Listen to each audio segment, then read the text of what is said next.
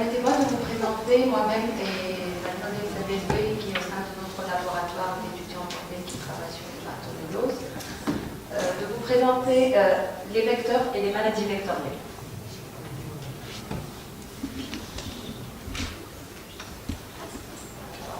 Alors, qu'est-ce que c'est que les vecteurs? Les vecteurs sont, en fait, c'est des arthropodes.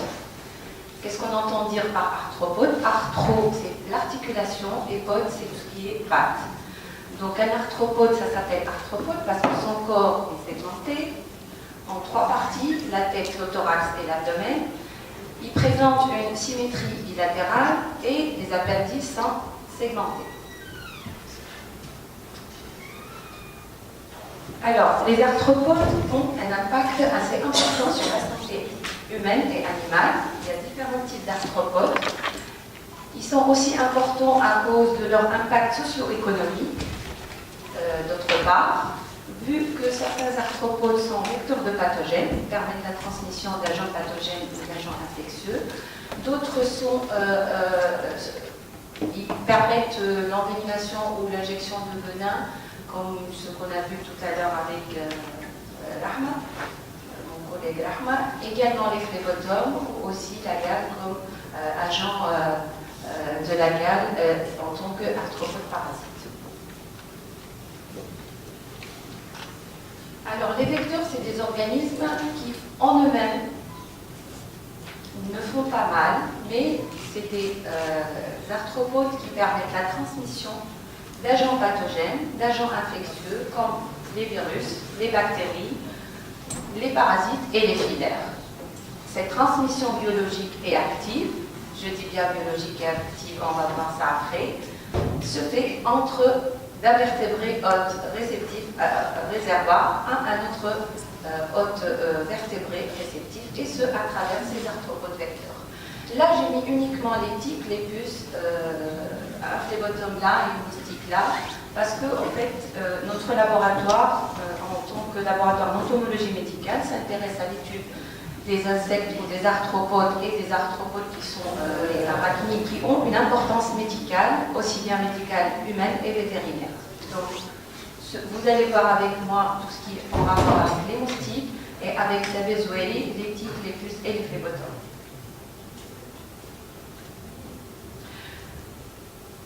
Alors, cette transmission de pathogènes est disons, le titre de cette pièce théâtrale, c'est le système vectoriel. C'est un ménage à trois qui est soumis à une pression autre que la pression génétique, c'est la pression de l'environnement qui gère ce système vectoriel et la transmission de ces agents pathogènes.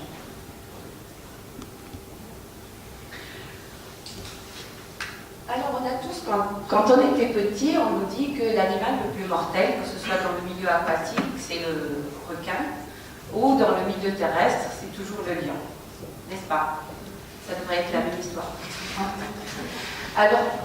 Alors que non, en fait, l'animal le plus mortel, c'est le moustique. Donc, ce qu'on va voir après, il y a environ, en fait, 3000 espèces de moustiques. C'est un nombre qui n'est pas négligeable, parmi lesquels 100 sont vecteurs de pathogènes pour l'homme. Donc ces moustiques ainsi que les tiques qui vont être développés après sont à l'origine de la majorité des transmissions des plus importantes maladies vectorielles. Alors que bien que certains parents proches, comme les phlébotomes, sont également impliqués.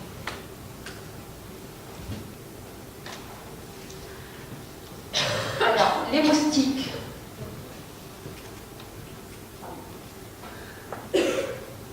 Alors, les moustiques font partie du phylum des arthropodes, de l'ordre des diptères à cause de la présence de la paire d'ailes et des nématocères à cause de la présence des antennes qui sont assez longues.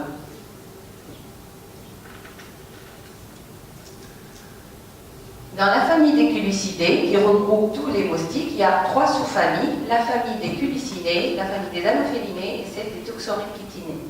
Alors, nous nous intéressons dans notre laboratoire à l'étude de la famille des Culucinés qui comporte 33 genres et beaucoup plus que 800 espèces dans le monde, et la sous-famille des Anophélinés avec 3 genres et 400 espèces dans le monde. Donc, dans la famille des Culucinés, nous nous intéressons au genre Aedes. avec 14 espèces qui sont décrites en Tunisie, parmi 950 décrites dans le monde, et 11 espèces de culex décrites en Tunisie, parmi 550 espèces décrites dans le monde. Pour les Anopheles, il y a 12 espèces qui sont décrites en Tunisie, parmi 380 espèces décrites dans le monde. Alors au total, on a 43 espèces avec les uratoniens et les culiseta aussi. Donc il faut savoir que ces 43 espèces sont décrites uniquement dans la littérature.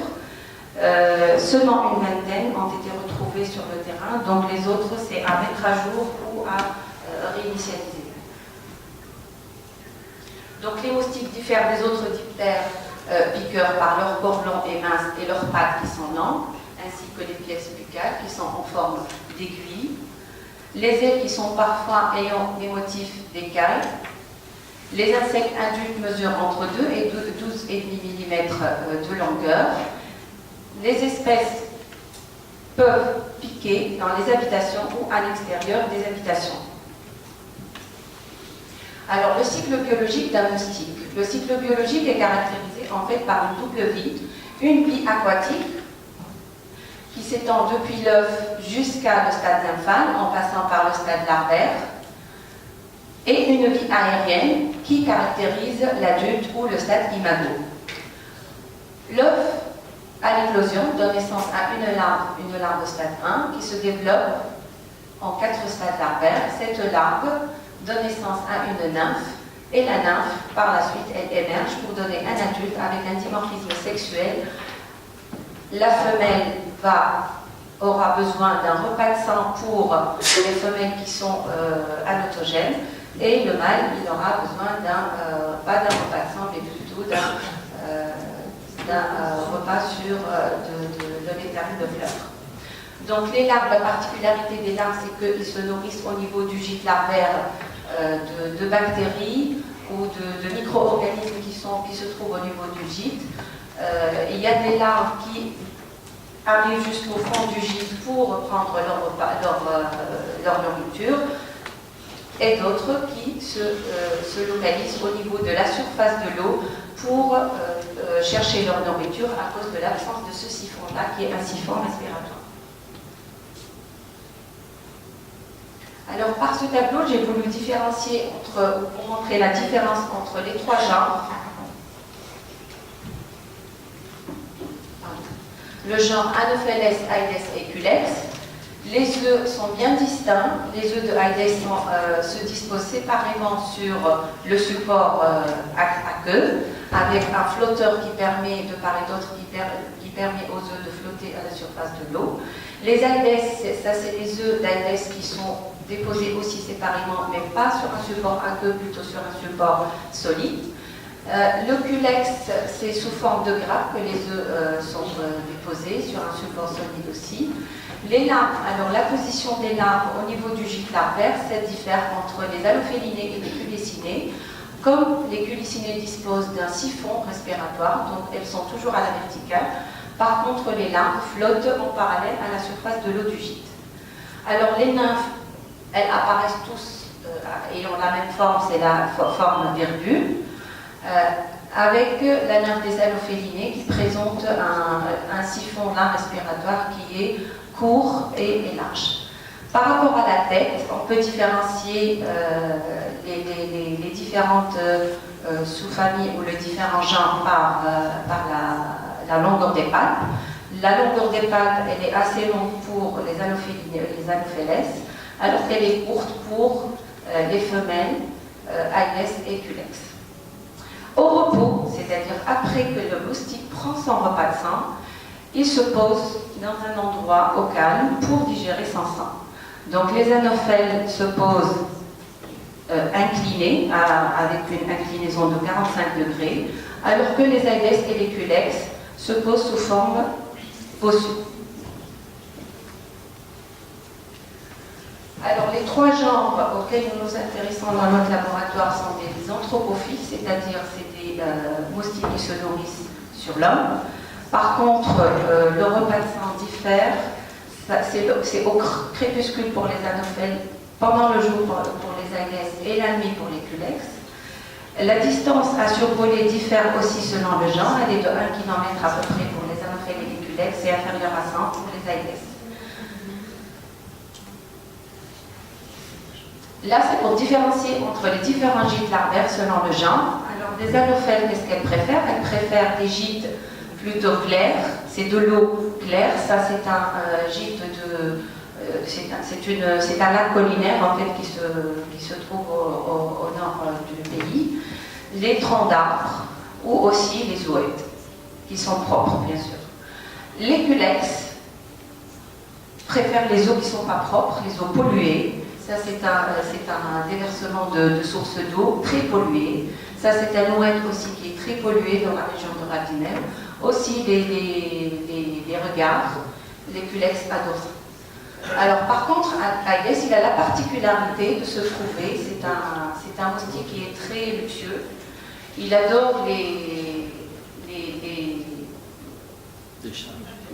gîtes où il y a, les gîtes artificiels en fait, c'est le mot, les gîtes artificiels où il y a de l'eau, c'est de l'eau de l'arrosage ou de l'eau de pluie ou autre. Comme là, il y a un pneu, là, il y a un vase qui est à côté d'une tombe, ou bien des seaux, ou bien des matériaux de construction, des WC. C'est là où Aïdes va contre.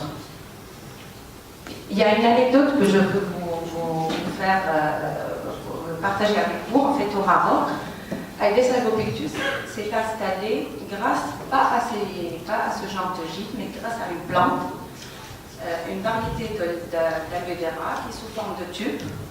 Et cette plante-là, ce tube-là, il fait que quand la pluie ou quand on arrose, il est rempli par l'eau. Et du coup, il y a émergence d'Aïdes albopictus phénoménale. Bien sûr, quand il est là, il va bien sûr utiliser les autres gîtes artificiels que nous laissons dans nos jardins, par exemple, ou à l'extérieur des maisons.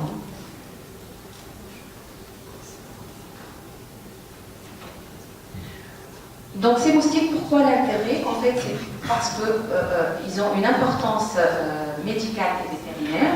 On groupe les maladies qui sont, ou les pathogènes transmis par les moustiques en 3 groupes.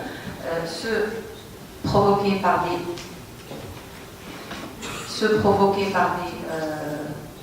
des protozoaires, comme le plasmodium, par des virus appelés également arbovirus, comme le virus de la fièvre jaune, de la dengue, de la fièvre de la vallée du Rift, du West Nile, de la chikungunya, du Zika, certains vous avez entendu dire de ça, ou également certaines espèces comme le culex peuvent transmettre des filaires responsables de la filariose lymphatique. Alors j'ai pris comme exemple de maladie et qui touche la Tunisie. C'est le virus, c'est le West Nile, c'est la maladie du West Nile. En fait, elle est provoquée par la transmission d'un virus qui est assuré par la piqûre d'un culex. Ça, c'est les gîtes larvaires de culex. Ce virus, il est injecté de la salive des tigres à l'homme et aux chevaux qui sont des hôtes intermédiaires avec un réservoir qui est l'oiseau, qui fait que le culex, c'est un ornithophile, il puise en fait ce virus-là des oiseaux migrateurs. Alors, le West Nile a touché la Tunisie en 1997 et en 2003, et depuis un dispositif de surveillance des méningites et de méningoencéphalite a été mis en place. Une 3e épidémie a également touché la Tunisie en 2012. Et en 2011, un système de surveillance des formes neuro-invasives sur toute l'année a été implémenté pour surveiller le West Nile au sein de notre pays. Ça, c'est des cartes que j'ai mis pour vous montrer l'épidémie qui a touché la région centrale, centre-est en 1997 de la Tunisie. Puis ça a migré vers le sud et en 2012 ça a monté un petit peu vers le nord et le centre avec les Rouen et Sidi-Bouzid qui sont agglomérés ici. Une autre maladie qu'on ne peut pas présenter, car cette présentation sans faire appel ou sans rappeler que le paludisme touche quand même 400 000 enfants au sein de l'Afrique, plutôt il est mortel, d'où son importance. Le paludisme, il y a en fait 5 espèces de plasmodium, dont le plasmodium falciparum est l'espèce la plus fatale. 50 espèces dans le monde qui sont responsables de la transmission de ces espèces de plasmodium. En Tunisie, nous avons le vecteur Anopheles labranchiae qui est responsable de cette transmission. Pas pour le moment, mais le vecteur existe en fait. Il faut tenir en tête qu'en 1979, le paludisme a été éradiqué en Tunisie grâce au DDT. Et le ministère de la Santé ne cesse de mettre le point sur la surveillance contre le paludisme, vu qu'on a toujours le vecteur est là, donc l'hôte réceptif est là, et l'hôte réservoir est toujours là, et il est représenté par ceux qui arrivent de l'Afrique, des gens qui arrivent de l'Afrique et qui ont le paludisme. Donc on a le réservoir et on a le vecteur. Il faut toujours être vigilant par rapport à la réémergence du paludisme qui a été éradiqué quand même depuis 1979. Alors ça c'est juste pour faire signe à tout ce qui a été dit aux médias par rapport au moustique tigre ou par rapport à Aedes albopictus.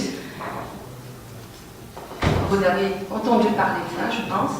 Donc, il faut faire attention par rapport à ça. C'est vrai que Aedes albopictus circule tout près de chez nous. Il est en Europe, il est dans le pourtour méditerranéen, il est en Algérie, il est au Maroc. Donc, il faut être vigilant pour que ce moustique-là ne sera pas introduit dans notre territoire. Et pour ça,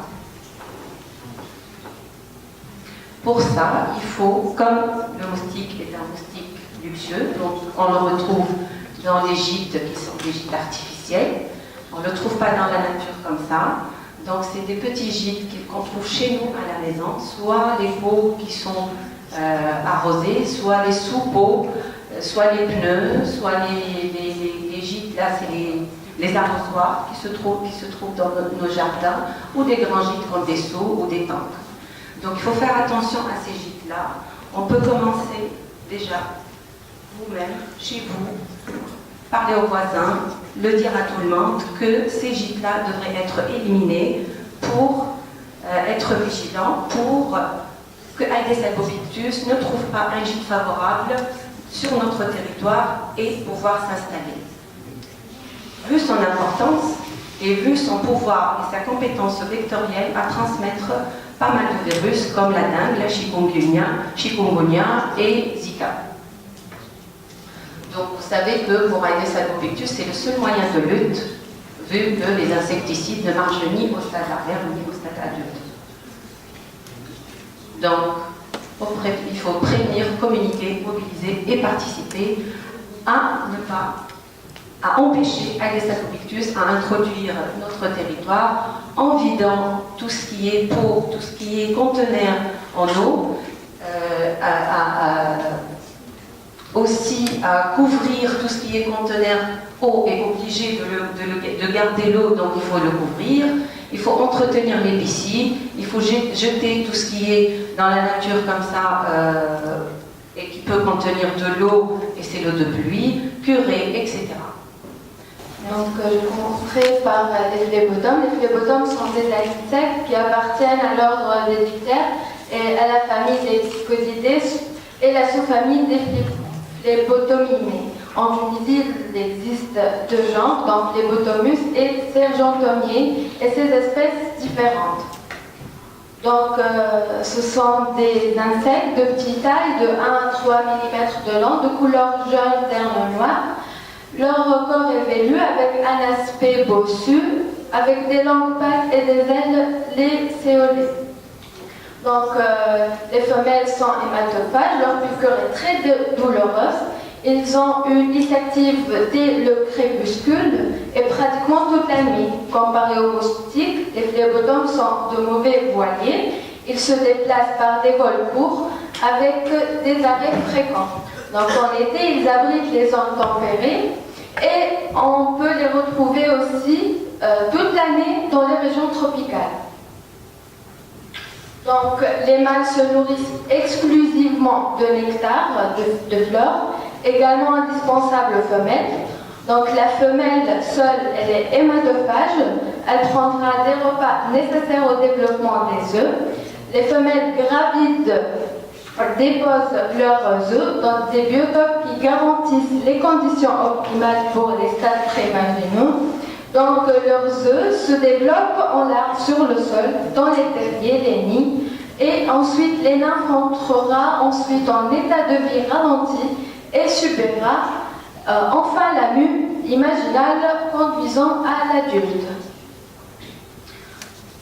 Donc à la faveur d'expositions répétées à la piqûre, ils peuvent provoquer des irritations chez l'hôte, mais ils sont plus connus pour transmettre des agents pathogènes comme les arbovirus, on peut citer la Tuscanavirus, les bactéries comme les bartonelles, mais essentiellement les parasites de leishmaniose.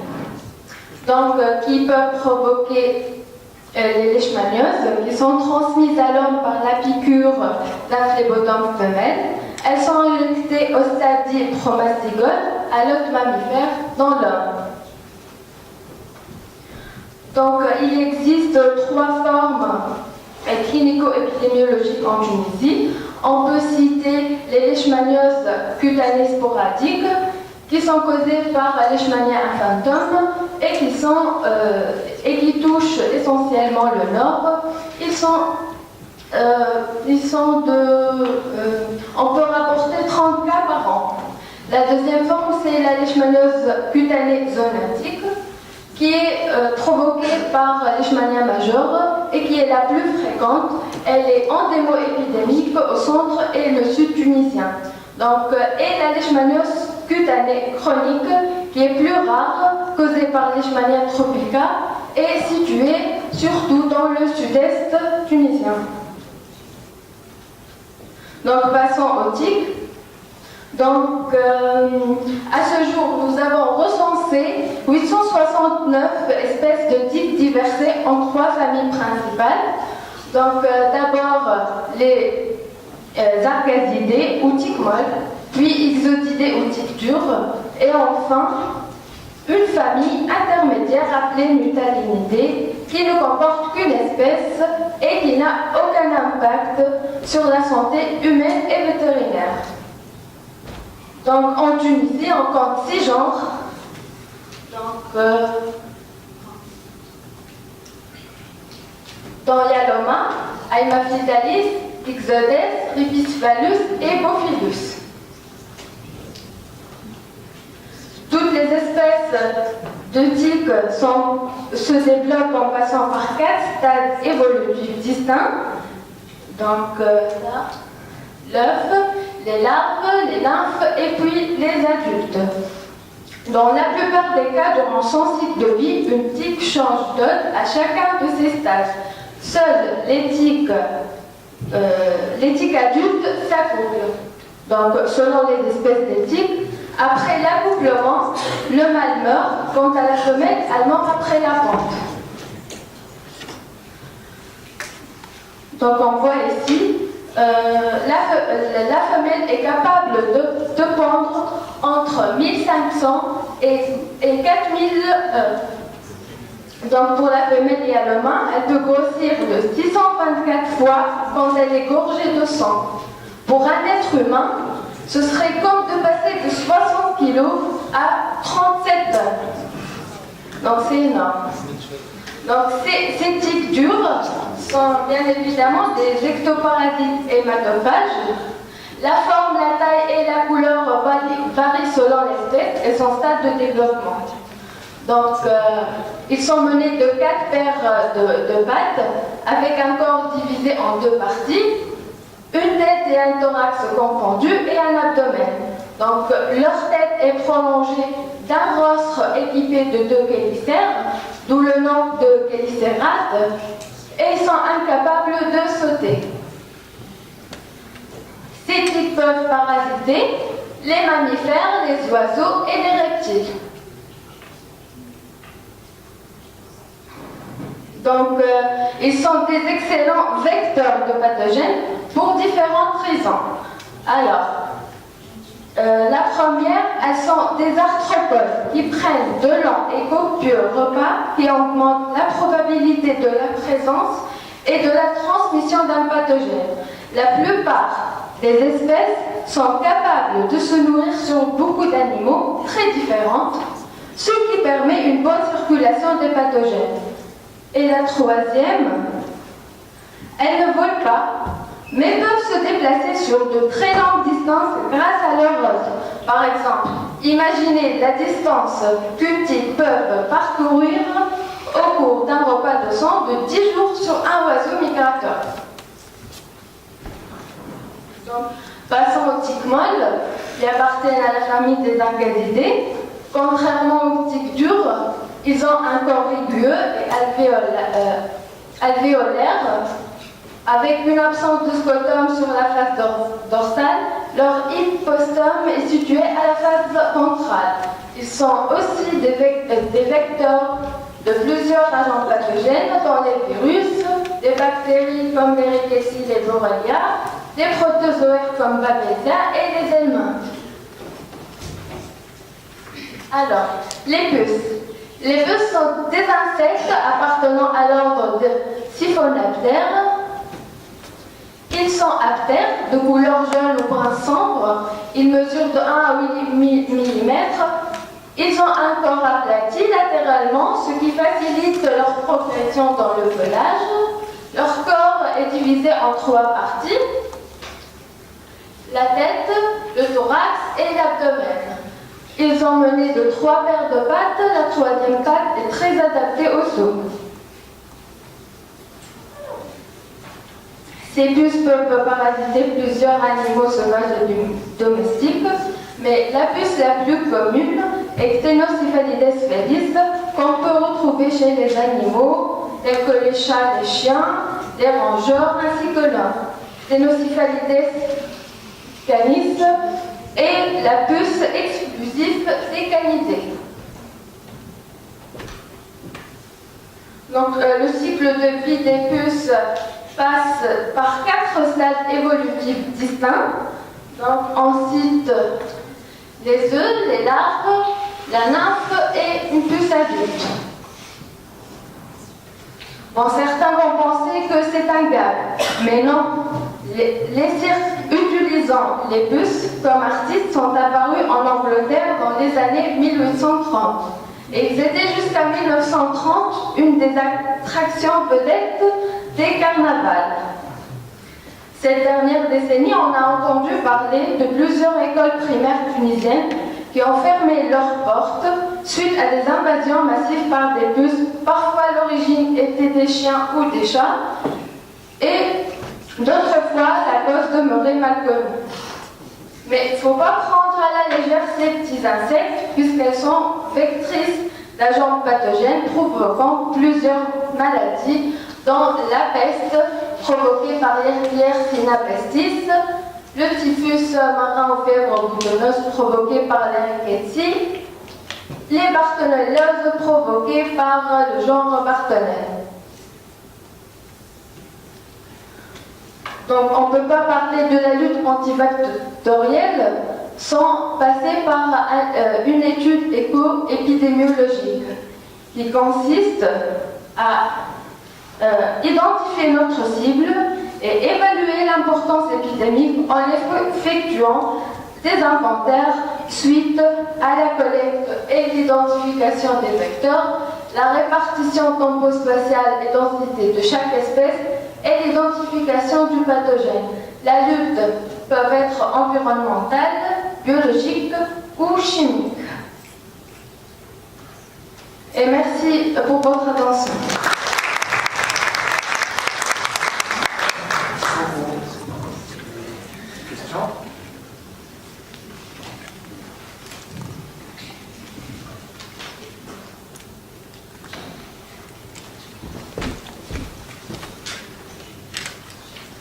Merci pour votre présentation.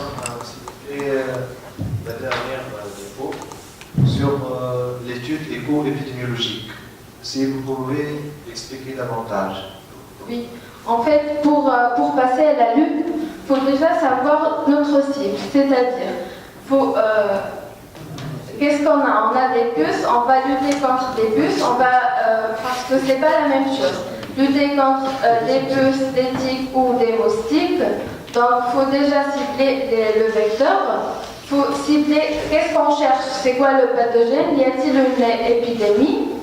Donc s'il faut cibler les animaux, il faut faire des collectes sur des animaux pour voir des gîtes. Donc, et puis passer par la lutte et adapter la lutte aux cibles. C'est plutôt ça. Merci pour votre exposé. En fait, j'avais une question. C'est pour les moustiques, par exemple. Les gels qu'on utilise sur la peau, c'est quoi la protection du gel, en fait? Qu'est-ce qu'il fait? Est-ce qu'il inhibe, je sais pas, est-ce qu'il tue les moustiques ou juste un gel répulsif? C'est répulsif, c'est juste parce qu'en fait, les moustiques sont attirés par la CO2, par l'odorat de la peau. Donc, quand on met le gel répulsif, donc, il n'est plus attiré par ces phéromones, par ces odeurs-là. Donc il faut bien l'appliquer, sinon s'il y a une partie qu'on n'a pas bien appliquée, on peut ne pas être attracteur de moustiques. Et si jamais vous êtes tout le temps piqué par un moustique, vous être le doute dans la chambre. Je suis piquée, elle n'est pas piquée, sans mettre le répulsif. Mais si vous avez une sensibilité par rapport aux piqûres, vous appliquez le répulsif et je pense que ça va être